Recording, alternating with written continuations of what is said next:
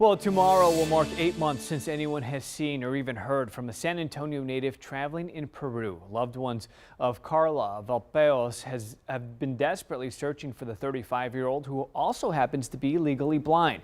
And as Eyewitness News reporter Jaleesa Irizarry explains, the family hopes a new travel advisory will bring more attention to the dangers in Peru. Inside the Sacred Valley lies a secret Carlos Valpeos and his family are determined to answer. Where is Carla? It's very difficult not knowing what happened to Carla. The 35-year-old San Antonio native had a deteriorating eye condition that left her legally blind. She wanted to travel the world before she completely lost her vision.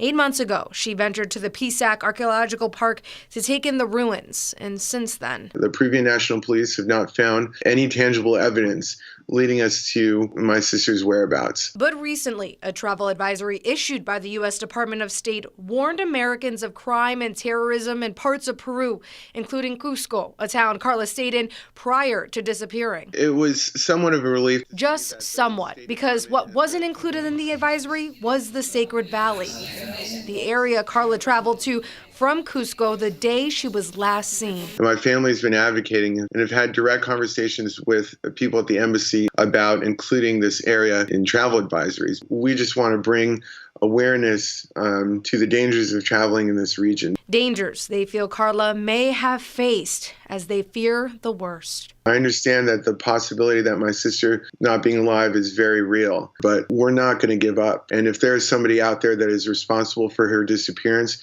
we want to make sure that that person never hurts anybody else ever again. Jaleesa Irizarry, KENS 5 Eyewitness News.